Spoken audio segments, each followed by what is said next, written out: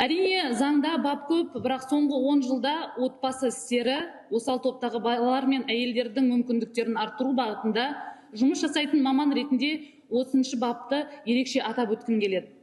Бұл бап жай ғана құқықтық норма емес, мұнда ұлттық құндылықтарымыздың негізі жатыр. Нақтырақ айтсақ, баптың 1 тармағында неке және отбасы, ана, әке, бала мемлекет қорғауында болады деп айқын көрсетілген.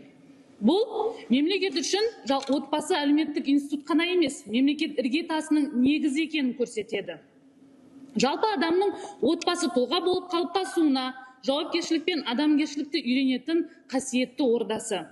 Ұлттық құндылықтарымызда ана мейірімнің, әке тіректің, бала болашақтың символы.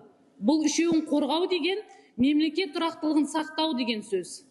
Себебі отан отбасынан басталады емес пе? 2 тармақта неке ұғымы айқын көрсетілген. Бұл өте өзекті. Мұнда неке дегеніміз ер мен әйелдің ерікті әрі тең құқықты одағы делінген. Назар аударайықшы, мұнда ерікті және тең құқықты деген сөз алға тартылып отыр. Жалпы жасыратыны жоқ, қоғамда өзекті мәселе тұрмыстық зорлық, зомбылық, еркінен тыс отбасы құрдыру, алып қашу құрбандары. Жақында ғана бүкіл елдің жүрегін ауыртқан Қаршадай қыз Нұрайдың оқиғасын әлі ешкім ұмытқан жоқ. Біз білетін және білмейтін қаншама бұл мәселенің құрбандары бар. Енді жаңа заңға сәйкес ешкім ешкімді күштеп отбасы құрдыра алмайды. Ер мен әйелдің одағы тұрмыстық зорлық, зомбылықтың емес, қауіпсіздіктің кепілі болатын одақ. Бұл дегеніміз қаншама қарагөз қыздарымыздың болашақтағы бейбіт өмірі мен құқығын сақтау деген сөз. 30 баптың мен үшін бір ерекше бір бөлігі бұл ата-ана жауапкершілігі туралы айтылуы. Нақтырақ айтсақ, заңда ата-ана бала тәрбиесіне, балаға қамқорлық жасауға құқылы әрі етене міндетті делінген. Бұл жерде де құқық пен міндет сөзі қатар айтылып тұр. Жалпы сіз білесіз бе, біз қоғам бұл дабыл қабатын ерте жүктілік, тұрмыстық зорлық, зомбылық, суицид, кәмелет жасқа толмаған жастардың арасында қылмысқа тап болған тырнақша ішінде сәтсіз бала образының артында жауапкершілігі жоқ қаншама ата-ана тұр. Оған дәлел әлеуметтік кәсіпкер ретінде, әлеуметтік жауапкершілігім ретінде, жалпы соңғы жылдары балалар үйінде ерікті тәлімгер ретінде жиі кездесу ұйымдастырамын. Біз көбіне балалар үйіндегі балалардың ата-аналары жоқ, немесе туа біте сонда өсіп жатыр деп қателесеміз.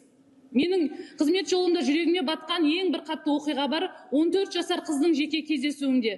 Рухабыз әпке, мен бұл тағдырды таңдап алған жоқпын. Сіз білесіз бе, мен 9 жасымда небәрі ақыл есімді білемін, әке шешемді танитын кезімде, ата-анам ажырасқан күні менімен 2 бауырымды қосып алды да, керек емес зат секілді балалар үйіне өткізіп жіберді. Мені дүниеге алып келген ата-анам тәрбиелеуге, қиын сәтте бірге болуға міндетті емес пе? Олардың жасап жатқанына заңда, жазада жоқ па деп жылаған мен әлі күнге дейін ұмытқан жоқпын.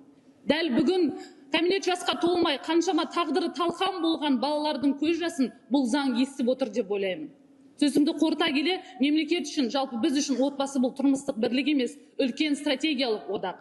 Әйелдер мен балалармен жұмыс жасайтын маман ретінде, бәрінен бұрын 5 бала тәрбиелеп отырған ана ретінде заңдағы бұл өзгеріске мен шын жүрегіммен қуанамын әрі қолдаймын.